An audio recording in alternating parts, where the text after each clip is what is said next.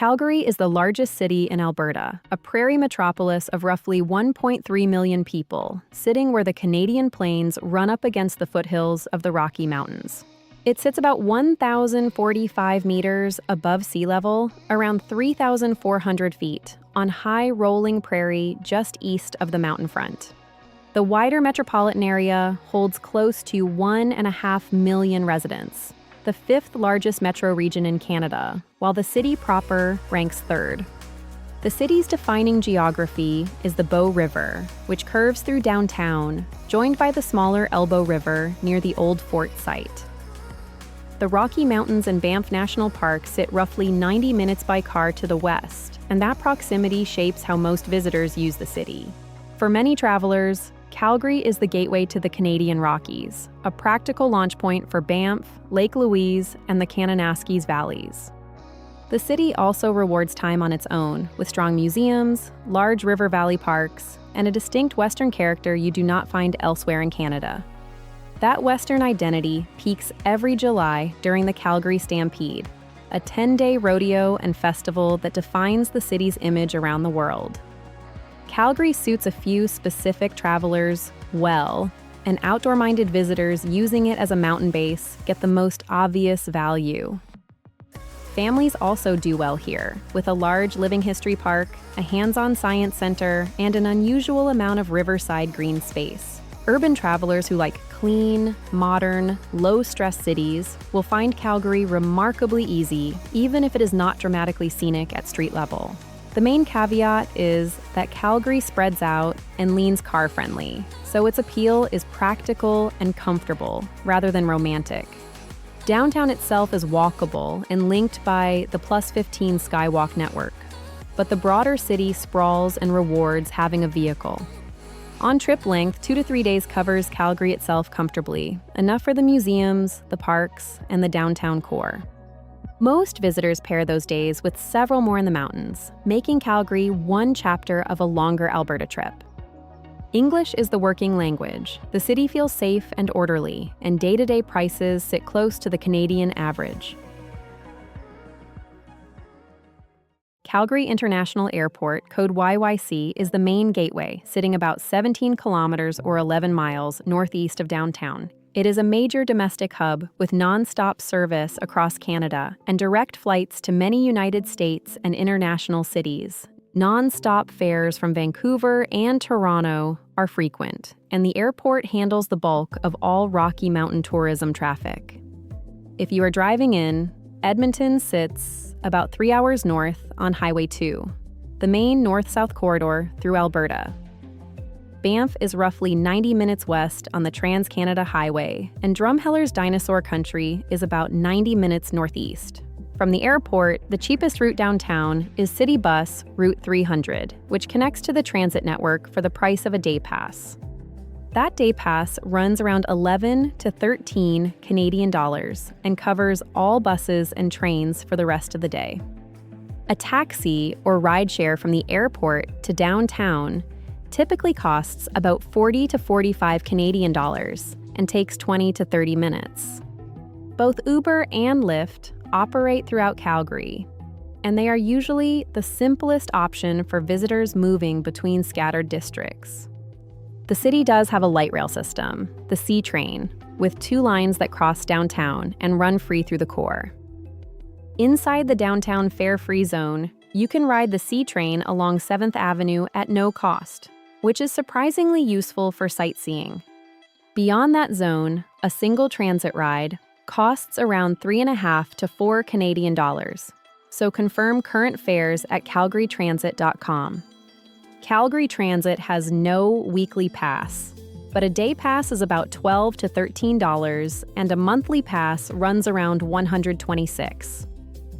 Contactless tap-to-pay works on Calgary Transit, so a credit card or phone wallet is all you need to board. The practical verdict on transport is that a car is helpful here and close to necessary if the mountains are on your plan.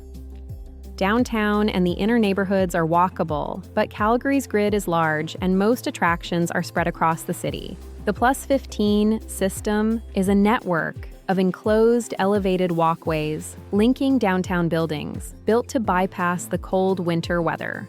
It is one of the most extensive skywalk networks in the world, and it makes the downtown core comfortable to explore in any season. Walkability overall rates as mixed, strong in the core and along the river paths, weaker once you reach the suburban edges. For drivers, downtown parking runs about $4 an hour or roughly $25 for a full day in central lots. Alberta has no toll roads, so highway travel around Calgary and out to the mountains carries no extra road charges. Rideshare aside, the river pathway system is excellent, with hundreds of kilometers of paved paths good for cycling and walking.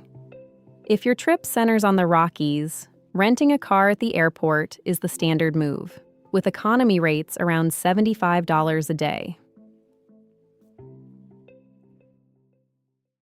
Calgary's accommodation splits cleanly between the walkable downtown core and the spread-out suburban hotel clusters near the airport and malls. For most visitors, the downtown and Beltline area is the best base, with the highest concentration of restaurants, bars, and sites. Downtown proper puts you on Stephen Avenue near the Calgary Tower and within the fare-free C-train zone for easy movement. Hotels here include the Hyatt Regency, the Calgary Marriott, and the historic Fairmont Palliser, all within a short walk of the core. The trade-off downtown is that it empties out after office hours in some blocks, so choose a spot near Stephen Avenue or the river. Just south sits the Beltline and 17th Avenue, the city's densest nightlife and dining strip, nicknamed the Red Mile. The Beltline is the strongest choice for travelers who want to walk to dinner, drinks, and cafes without needing a car. Eau Claire, along the river beside Prince's Island Park, is quieter and greener, good for couples and anyone prioritizing the pathways. Eau Claire puts U-steps from the Peace Bridge and the river paths, with downtown a 10-minute walk south. For budget travelers, the area around the airport and the Northeast offers cheaper chain hotels, but you trade away walkability entirely. Those airport and suburban hotels suit travelers with a car and an early mountain departure more than city sightseers. On nightly rates, budget hotels in Calgary typically run about $120 to $150 Canadian dollars. Mid-range hotels generally land in the $150 to $200 range, which is reasonable for a major Canadian city.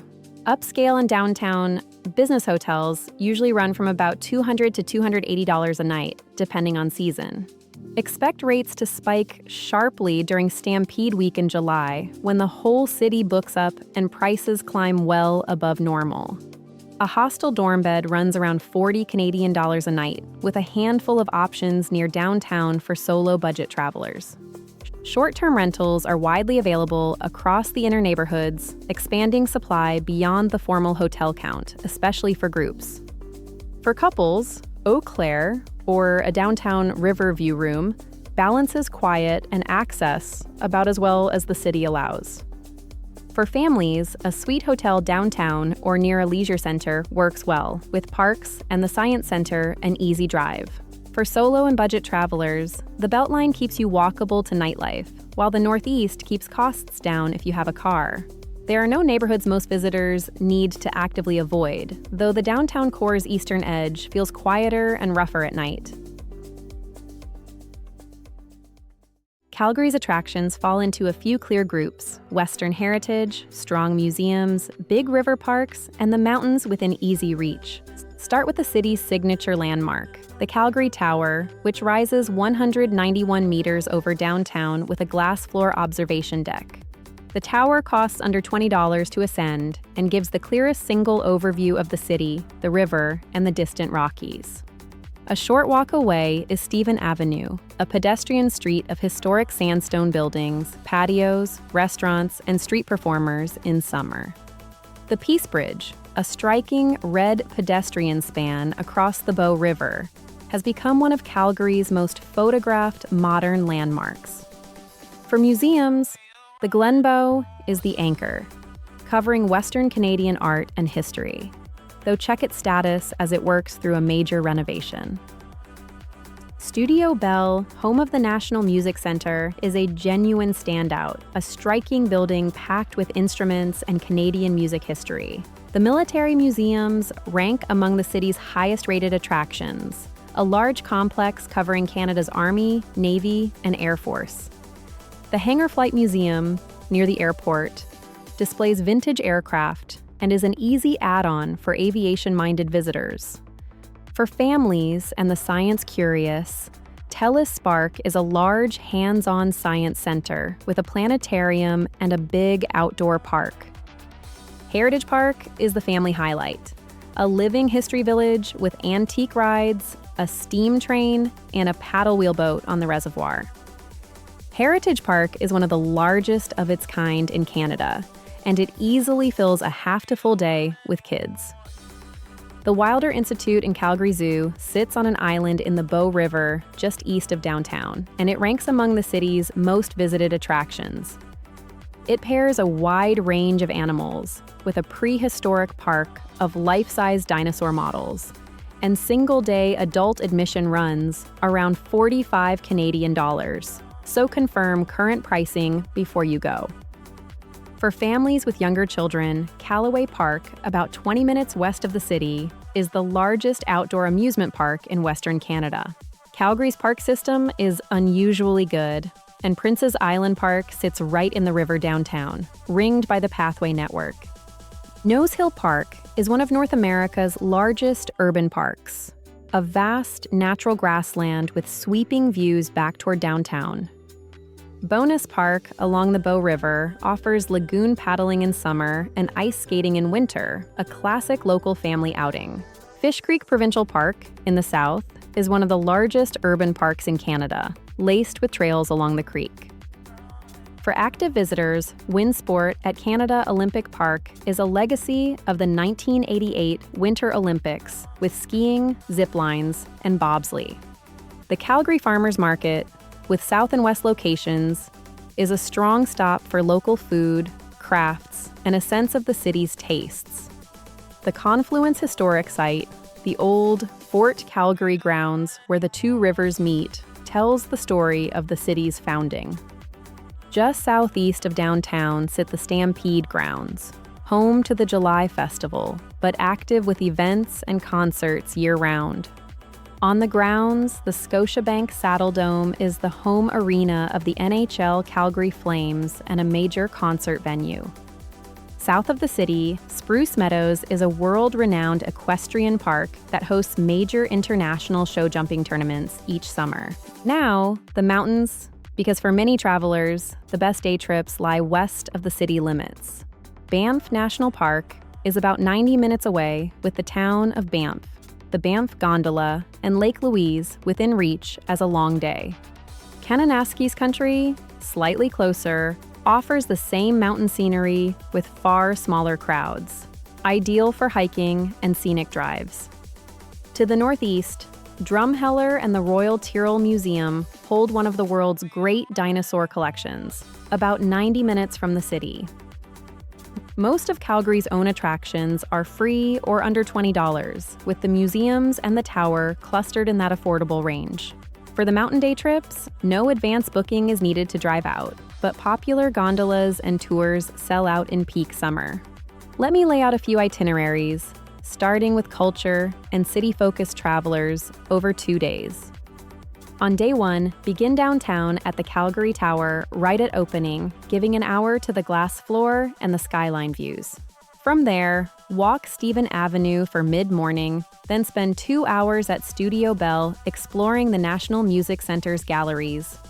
Break for lunch on Stephen Avenue or in the Beltline, then cross the Peace Bridge and walk Prince's Island Park in the afternoon.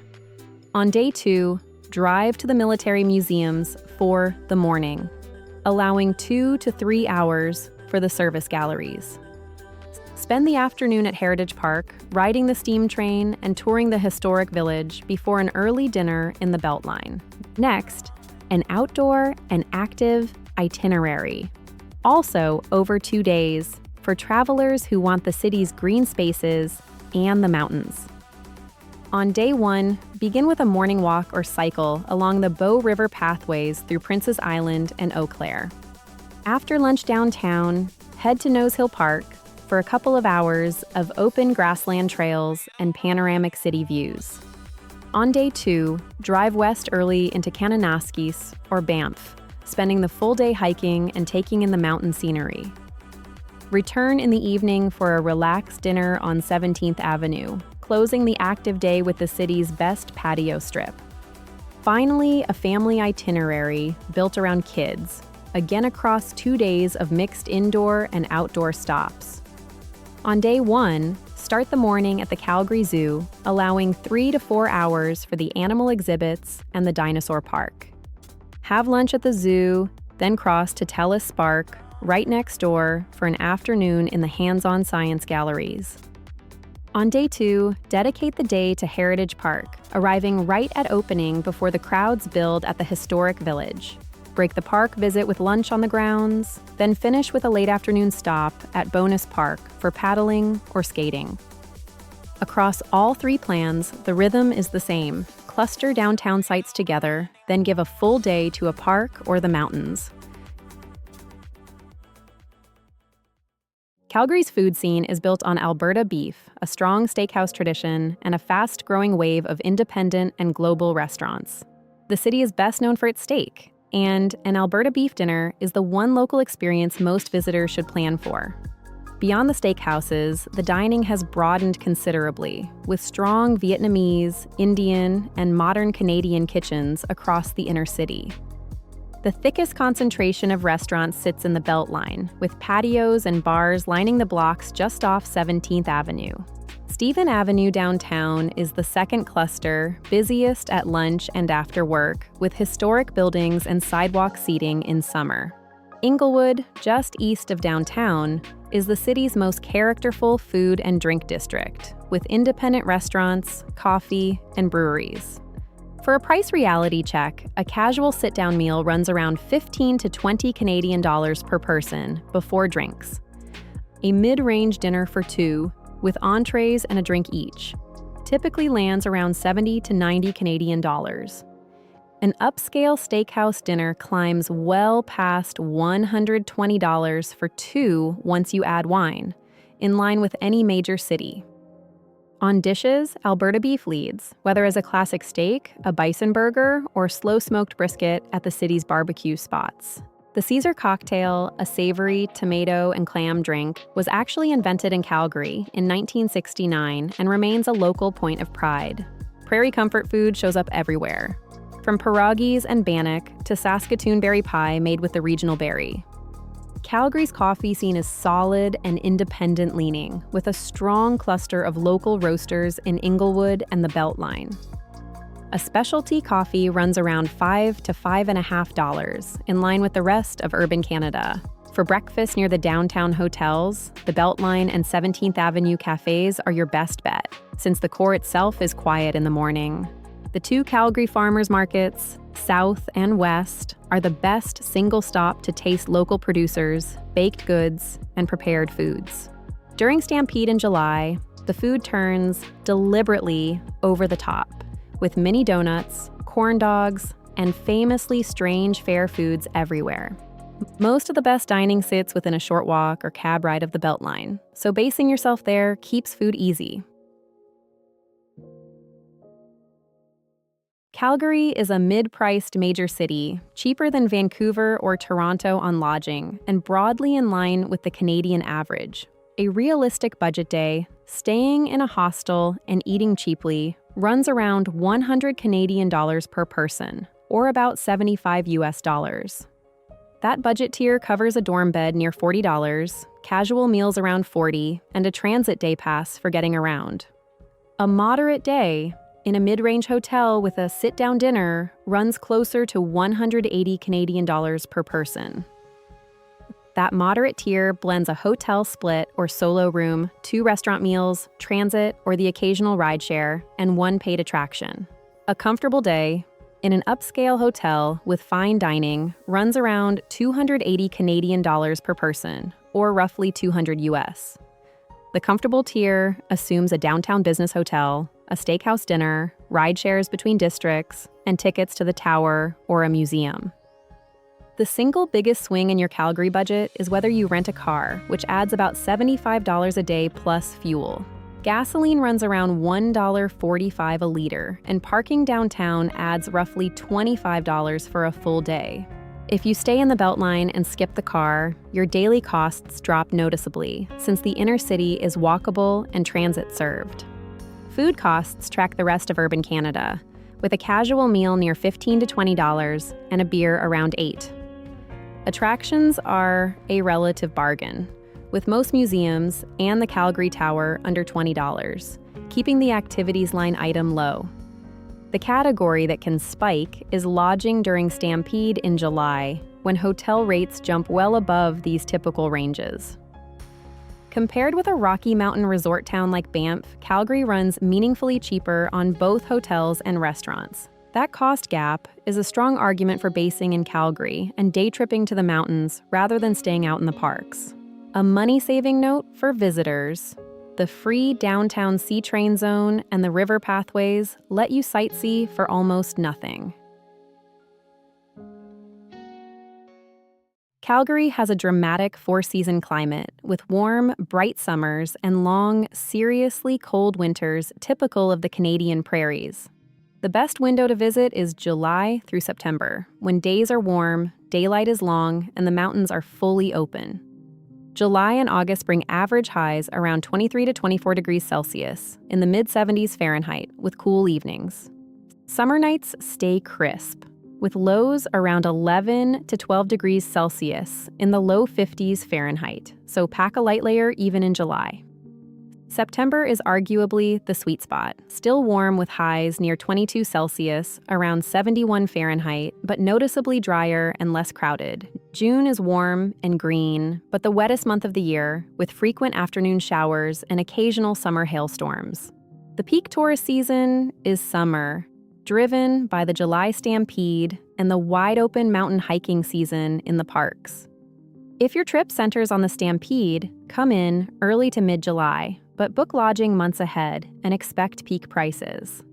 For fewer crowds and reliable weather, late August and September are the strongest shoulder window, with mountain trails still fully accessible. Spring in April and May is unpredictable, swinging between mild days and late snow, with May highs climbing into the upper teens Celsius, the mid-60s Fahrenheit.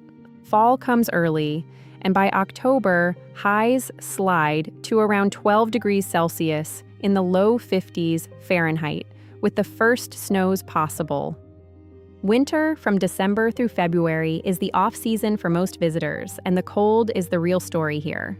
January and February bring highs near -4 to -1 Celsius, in the 20s and low 30s Fahrenheit, with much colder snaps.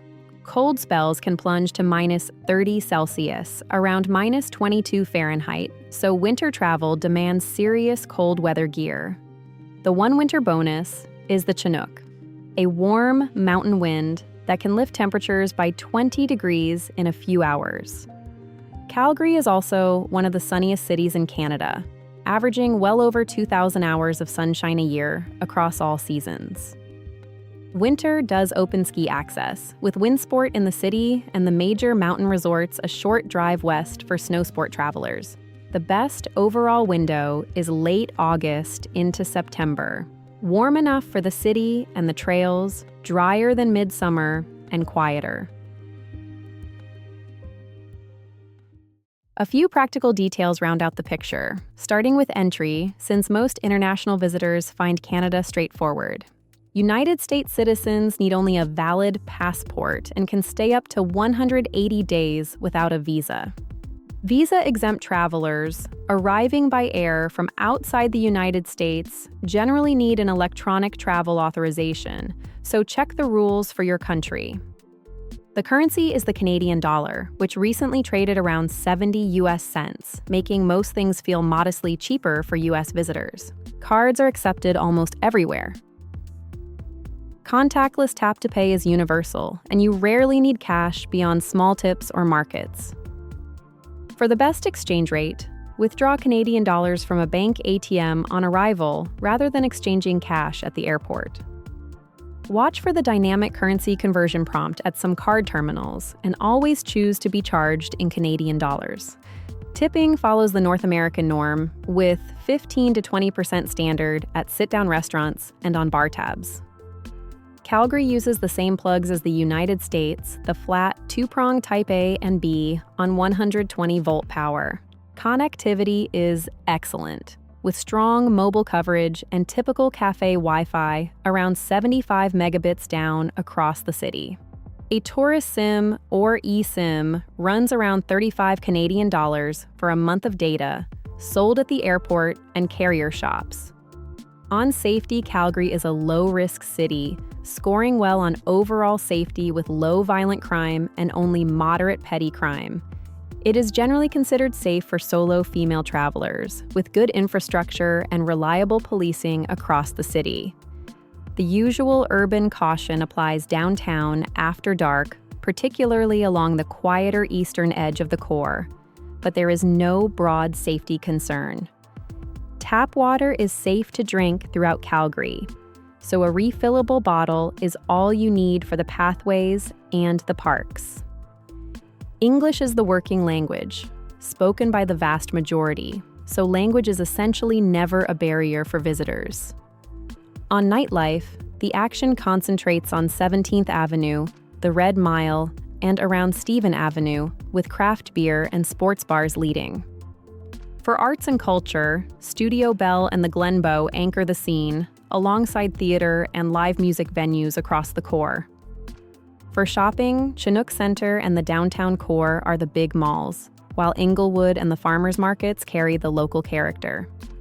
The one only here fact worth knowing: the Caesar, Canada's unofficial national cocktail, was invented right here in Calgary.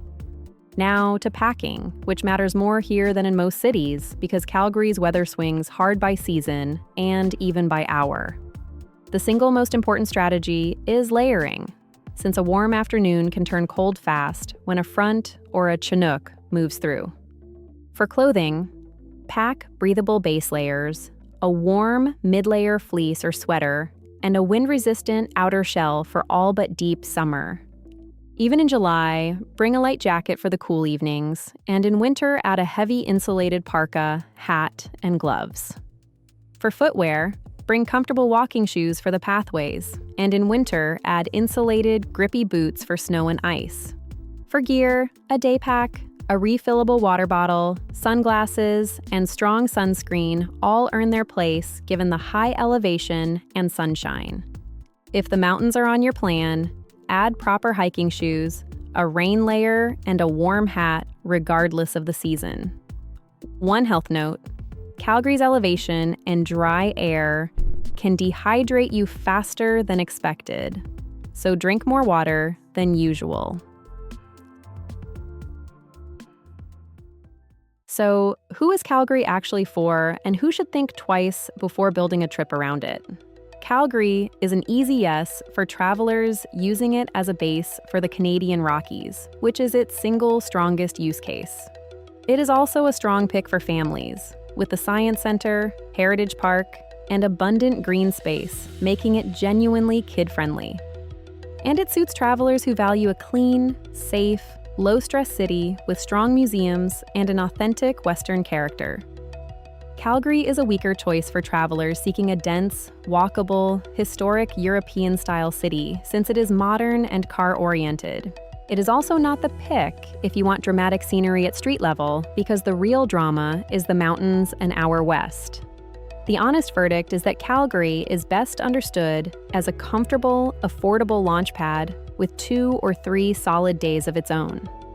Pair those days with the mountains, time your visit for late summer, and Calgary delivers excellent value for the money. That's our guide to Calgary, Canada. Everything mentioned is linked in the description below. If you are planning another trip, we have more guides waiting for you. And if you haven't yet, subscribe so you don't miss the next one. Thanks so much for watching.